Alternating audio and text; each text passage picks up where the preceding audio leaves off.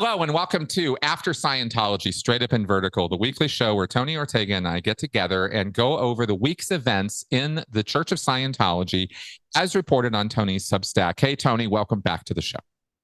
Glad to be back, Chris. It's springtime, so my nose is always completely stuffed up, but I'll do the best I can. Okay, we'll suffer on through.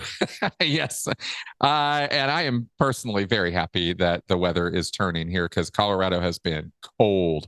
So it'll be nice to get some warmth. Speaking of things warming up, very interesting stuff in Scientology this week. Let's start with celebrity sightings because there was a new one this week. In your reviews of the photographs from these events, what did you see? What did you report on here? Well, Scientology has a couple different websites. They have one that's just dedicated to their news releases. And I've gotten used to the fact that after one of their events, like an ideal org opening, where we've been trying to get information, it's good then to go back and see what they post because they'll tell you which of the local luminaries spoke at the ideal org ceremony, that kind of thing. So I'm used to going there and getting this information. But I had kind of forgotten about that with the LRH birthday. A whole week went by, and it suddenly dawned on me, hey, I didn't go look at their release. I didn't see what they put out. And so I went to go look because I always like to see the quotes from David Miscavige and that kind of thing. But I noticed that there were some crowd shots that they posted. And when I blew them up, I found some really remarkable things. With the birthday event in the front row was John Travolta in like this pirate puffy shirt, which was great.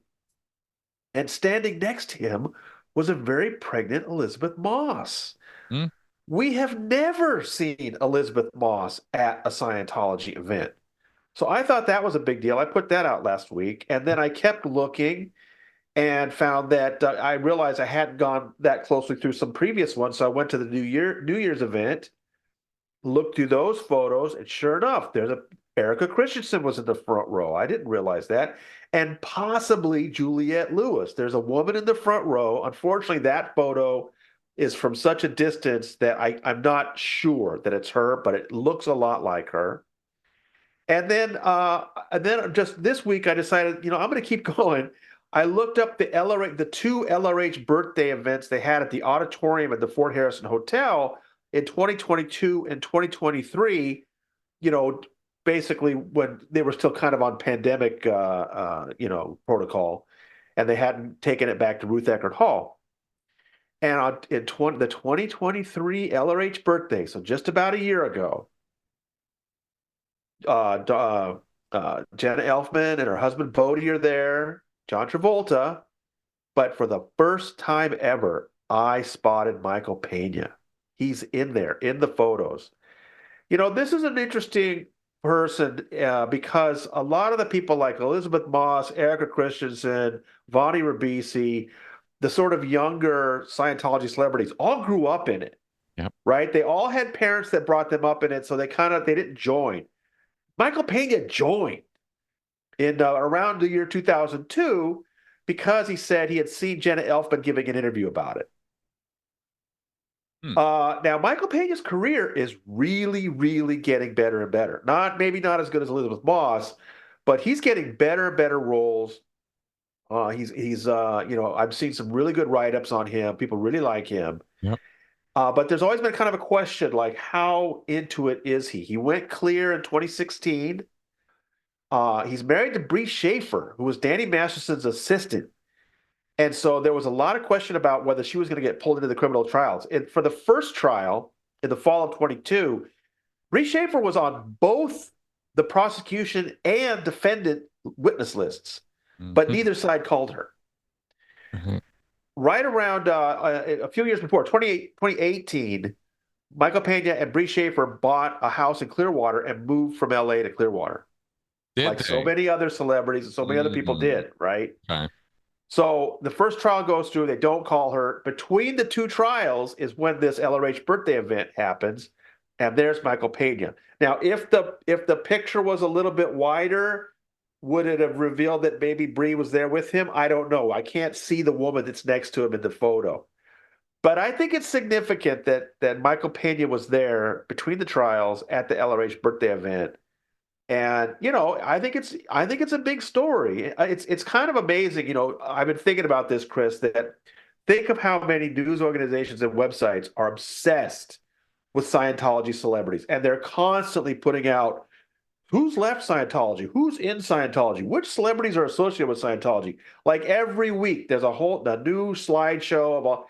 Nobody has picked up on this news that Elizabeth Moss was at the LRH birthday party last week, Right. 2 weeks ago. Right. Nobody. It's amazing. I'm stunned. So anyway, I'm going to keep digging. I found those, and I just think it's. What do you think? Isn't it significant that we're seeing, particularly these younger ones? Because as Mike Ritter pointed out, they've lost Kelly Preston, they've lost Christy Alley, they lost Lisa Marie Presley years ago, they lost Laura Prepon, they lost Beck, they lost Chick Corea. He died. So they've lost a lot of their sort of main celebrities, and so maybe there's some pressure on these younger ones to show up. I don't know. I would think so, especially given, the implosion that was Danny Masterson. I mean, because they lost him too. Right. Right. And they need that fresh young blood because John Travolta doesn't exactly carry weight with the, Gen Z or whatever, millennials, however you want to put it, right? So they need that. And Elizabeth Moss is a bright and shiny beacon in Hollywood. She is a popular actress, and apparently she's pretty good. I have a problem suspending disbelief when I watch her or Tom Cruise. So I can't really judge their acting chops. But Michael Pena has been somebody who's been very easy to watch, and he's a great actor, dramatic and comedic. And then here he is that's showing up at Scientology events. So, and in the middle of that trial with his wife being Masterson's assistant, that's actually in the world of Scientology a little significant, right? Because that means he's not on the shit list. That's what I was going to ask you. That's what I was going to ask you is if that's the significant thing about that. Yeah. That his wife's maybe going to get pulled in for this thing, but they're still inviting him to the event. Yeah. That's right. That's big. That's actually kind of a thing. That's interesting. In that world, because of Scientology and how it is, you understand, it's Right. It's an authoritarian control organization. So when somebody's in hot water, Miscavige does not want to see them. He does not. There's no possibility he will eyeball them in any way, which means they're not going to be in the room. So the fact that he was there, wow, that's pretty interesting. Yeah. As a thing, right? And I agree completely with the generational appeal on that those guys. Yeah. So I mean, look, I know Scientology's in trouble. It's been losing membership, but from their perspective, the fact that Dave restored the IAS to England, the New Year's event to LA, and the LRH birthday to Ruth Eckerd Hall, all within 4 months, I'm sure they all think he's doing a great job. And then Absolutely. And then to attract these celebrities, that means a lot to a Scientologist. John Travolta and Elizabeth Moss in the front row, that means a lot to them. So to them, they would have seen this last 4 months as, wow, things are really on the right track. That's probably how they're thinking. Absolutely. Not to mention the boost that it gives to all the whales in the room. Right. The people who aren't necessarily paparazzi following, celebrity types, right? Your Tom Cummins or your other big names, but they're not necessarily, being followed by TMZ.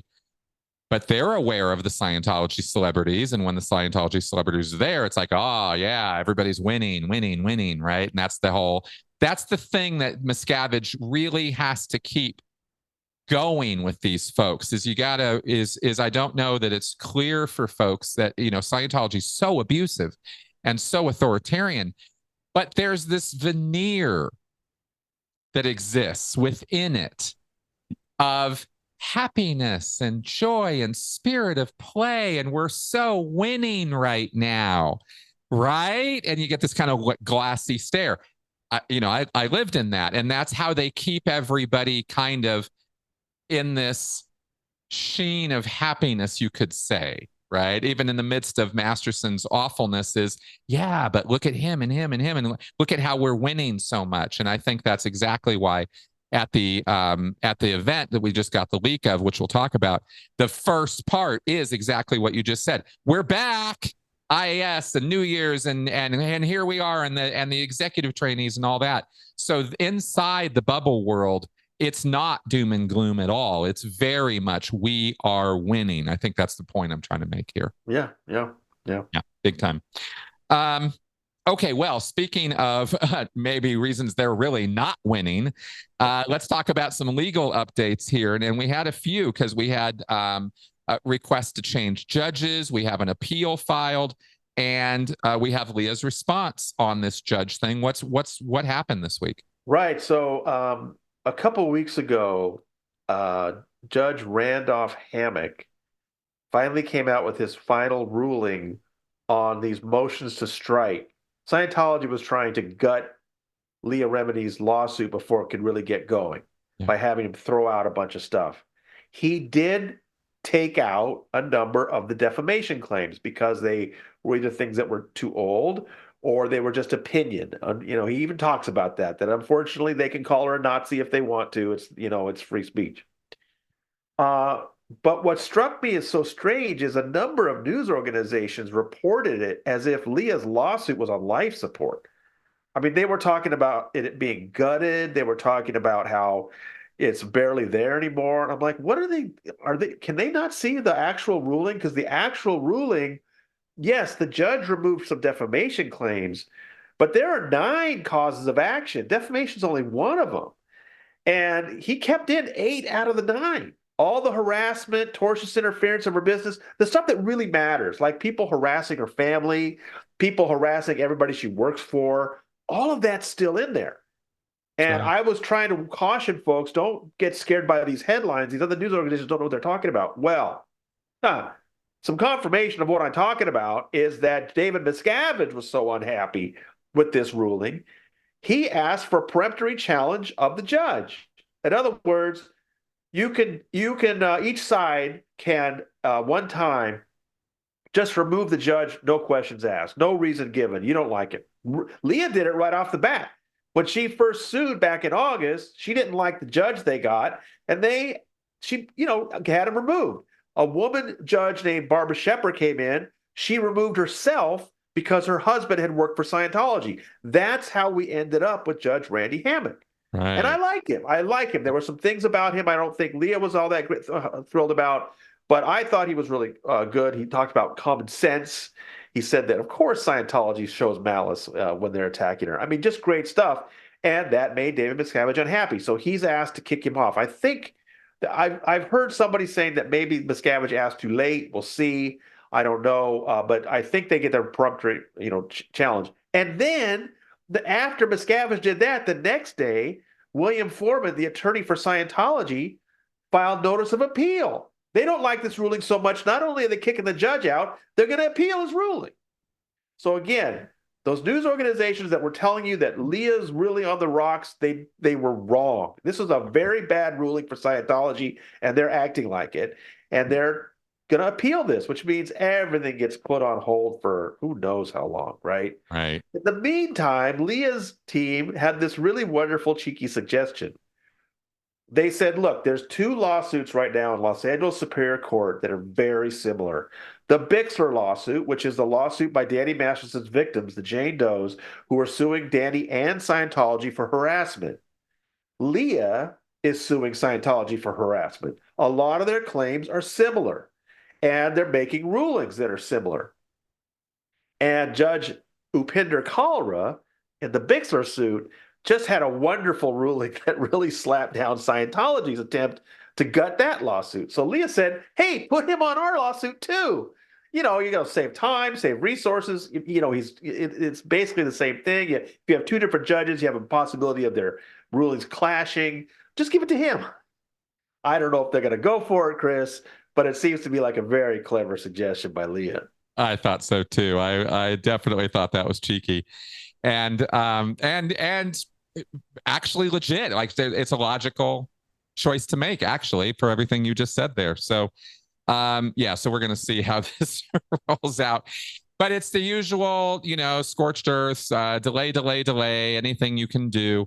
What was it? Was it, I don't know if I need to name names, but I'm going to. What was it? Was it Court Reporter TV or something? Who reported? Courthouse News Service, and the reason I brought this up was because Courthouse News Service just a couple of months ago had looked at Judge Hammock's tentative ruling and said, yeah, Leah's lawsuit's going to get trimmed a little, but basically the strongest things are there. Yeah. Now, 2 months later, the final ruling comes in. It's virtually identical to what it was in February, but now Courthouse News Service is saying Leah Remini's lawsuit's been gutted. Yeah. It's the same ruling. What the hell, guys? Yeah, it was I very don't know. strange. I don't know. And I never want to blame the reporter for the headline, Yeah. please. Yeah. I assume it was an ed. Don't blame the reporter. I assume it was an editor there who saw the story and decided to use that word gutted. But even the story itself, I mean, they quoted Corinne Powell saying this is a resounding victory for Scientology. No, it's not. Anyway, but they weren't the only ones. I saw a couple other news services that were really making it sound like Leah was on the ropes, and I was like, "Are you reading this ruling?" Yeah, I don't think they were. I just don't think they were paying attention. No. Yahoo.com had a Right? headline saying that Scientology was entitled to fees. That's not what the judge said. No, The not. judge said both sides can apply for fees, making it very clear he wasn't going to give anybody anything. So I don't know. It's look, David Miscavige and the Scientology attorney just made it very clear they hate that ruling, and they're going to fight it. So those people who thought it was bad for Leah, think again. Yeah, exactly. And all the more reason, I'm just going to totally do this. All the more reason, if you want the accurate data, you come here. Uh, all right. So, also this week, and this was actually, at least for me, as a former, watching and looking, this was interesting. This was a really cool leak, and this was the latest event. The birthday event has now, we got the full audio, full transcript you posted. What was your take on this whole thing? Because it's pretty lengthy. Miscavige goes over a lot of stuff. Well, I would definitely recommend you look at both. Like watch the video that Alex put up, and then watch it along with my transcript because I had to put that up real fast and I wasn't able to differentiate. There are times when he hands they announce something about a team from Melbourne or something, and then somebody from Melbourne talks about, oh, this is the greatest thing that ever happened to me. And people are like, why would Miscavige say that? I'm like, no, that's not Miscavige at that point. So, be careful when you're looking at the transcript because I just didn't have time to put those kind of things in. But in general, you still get a very good idea of what he was talking about. And, Chris, it's just, first of all, of course, he's got the new ideal orgs to boast about. We knew he was going to do that. That's whatever. Um, but the thing that struck me the most about this particular speech that was different than some of the others is how technical Dave got in this one, talking about the training that these execs were getting at St. Hill before being fired back to their orgs. And it was really technical about the FEBC, and did I was that the right one? Yeah, Yeah, FABC. Yeah. right. And I just thought it was interesting because what is he talking about? Is this Ideal Org program is 20 years old. The first new Ideal Orgs opened in 2003. There's already 60 of them. None of them are doing what he claimed they would do. They're not bringing people in. And so he's trying to get people excited that he's got this new set of executives that took this training from L. Ron Hubbard, and they weren't allowed to graduate unless they passed every check sheet 100%. And the crowd goes wild. That's right. You're like, come on. Are you so the fact that these Sea Org drones in England took these tests on L. Ron Hubbard lectures and scored 100%, they're going to magically make these ideal orgs work after 20 years of not working? I mean, it's just ludicrous, but it's what he needs to get the crowd whipped up. And the other thing, and I know you've got some thoughts on that, and the other thing I just wanted to point out was what was the final surprise? Because he always wants to save some big thing, and he had them on the edge of their seats, and the final reveal was we're going to open Paris. Well, that was the final reveal of the IAS 4 months ago. So, he's just, I don't know. It just seems like, of course, you and I always wonder when are these people going to go, wait a minute, this is just all warmed over hash that he keeps serving us, but it gets them excited. It does. It does. And it really plays on here's the thing I wanted to comment on about this from my own experience, from having been in it for years, from having done personally 4 full-time training projects, you could say. The word they use is evolution. We did a training evolution. I did 4 of those things, getting trained as a technical person, as an executive in Scientology. And I was one of those guys at Flag. I trained in LA rather than Flag, but it was the same drill, right? It was the same kind of thing of hype, hype, hype, hype. We're preparing you guys to be our emissaries of L. Ron Hubbard's perfection, and you're going to go back and you're going to just cause a nuclear explosion of expansion in your area. 4 times I went through that. Yeah, and after the 4th time, I realized something's kind of being recycled here. Even when I was in, I could see it. But I thought I would quote one of the trainees, because there was this quote from the lecture that just gave it to, that was just so perfect for where I've been, where other people I worked with were, and where these guys are now. And I wanted to point out something about this. In the transcript, there are these success stories from the trainees, and Right, have right. been put through and I'm not going to go all technical, but these guys have not just done a class. They went to Flag and they did a bunch of classes on executive training and Scientology auditor training. And they got superpower, and they got the false purpose rundown. They did something called post purpose clearing, which is a whole little process that nobody's ever talked about. And they've done all of this training for their job. Okay, so it's this kind of, we have created an army of executive Scientology superheroes. Right. That's what this is, right? And they're being told that. They're being pumped up. That's who you are. That's what you mean to our future. And here's a quote from one of them. He says, "My viewpoint has been totally shifted to an on-source LRH viewpoint."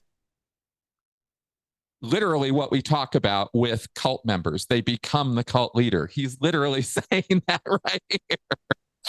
So we went from a state of thinking that we knew to realizing that we didn't know, to, by the end, that you know everything at an instinct level. As an FEBC graduate, I have spider senses for the org. Like, I can see anything that's happening and know, like, oh, that's what's going to go wrong, and fix it before it's even a problem. Now, and this is obviously, euphoria at work here. Like we always talk about, you pump these people up till they think they're gods, and they go back and they are just so full of themselves and they fall flat on their face. Just like I used to think I was full of myself when I was in this position. I'm telling you, it's like you think you're a little god. And you go back and you crash and burn, because you know what none of these guys did in all these months and years of training is actually run an org. Yeah. There's no actual experience speaking in any of this. And I was reading through these transcripts, listening to all these people like high on themselves, having themselves basically so far up each other's whatever, right? Or miscabages. And the fall is going to be tremendous, because not one thing that these people have done or received is new. All the stuff Miscavige laid out in this event as new and exciting and amazing for all of these trainees has all been done before, all of it. So there's nothing new here. It's the same thing he always does. Take the old, repackage it as new, and present it as though it's new and exciting and different for people who have such short memories that they don't know the history of their own group. And that's how he keeps getting away with it, is that recycling thing. And I just wanted to kind of point that out as part of this, because it's all right there on the page if you run a read between the lines. Right, right. Very So, good. the con must go on, right? Yeah, yeah. All right. Finally, last thing let's cover here for this week. And this was really another real insightful look into Scientology then and now. And this was Val Ross's latest update on her time in as a spy for Scientology. What were your thoughts on her article Yeah, this so this week, what she told us about was previously she had told us about being trained to become a spy for Scientology, and then they got her a job at the FBI, and she was literally a spy for Scientology in the FBI during Snow White, and it was her job to get these documents out about Scientology, smuggling them in her bag and taking them home and giving them to Scientology. Well, then the raid happened on July 8th, 1977, biggest FBI raid in the history at that time, at buildings, Scientology buildings in LA and Washington, D.C. simultaneously. Hundreds of agents. They confiscated 100,000 documents. And 2 days later, she's got to go back to work at the FBI. I couldn't believe she went. I was reading this going, and you went after they raided the church? Oh man. It was And she didn't know what to expect. And what did happen, what ended up happening, people should read it because yeah. it's sort of bittersweet and sweet Yeah. and wonderful. And she's such a good storyteller too. So Yeah. she's giving us. I mean, look, we know a lot of details about Snow White because the 11 people who were convicted signed a memo, a sentencing memo that laid out all kinds of detail.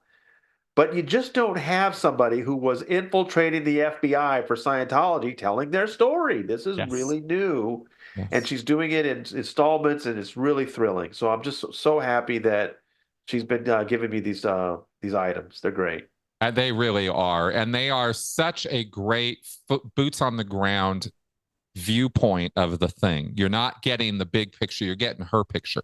And Right. she was one foot soldier in this thing, right? And Right. she was a significant one. She was in the FBI. That's not small potatoes, guys. Infiltrating the FBI is as bad as it gets. And she was pregnant, and she was, there was some physical abuse from Scientology. There's a real story in this woman's tales, and if you want to, and it's not ancient history. I want to point out that the things that she talks about doing for the church, and the feelings that she had, and the fear and the paranoia, and all of it, that's what Scientology still does. Yeah. And that's what's really so insightful about it, is you really get that it's not just a bunch of evil people twirling their mustaches. This is real people really thinking they're doing good work. Right. And that's why I think that her contributions are so insightful. Yeah. Yeah. All right. So that's what we were covering this week. Quite an eventful week. Tony, do we have any previews of this next week? Oh, I think by the time this comes out, I'll have a new piece by Chris Owen. Everyone loves Chris Owen, and wait till you see what he's got this week. A really surprising look at something that he's looked at before. Such a great researcher, and I think people will enjoy it. So keep an eye out for that. Excellent. I love Chris Owen work. Okay, good. All right, folks. So we hope that this show this week has been informative, educational, and entertaining, as always, and that you will subscribe to Tony's Substack. Address is right there on the screen in front of you. Check it out. Get your daily notifications. Keep up on what's going on, and then we'll summarize it for you at the end of the week. So on that happy note, Tony, thank you again, and we will see you guys next week. Bye-bye.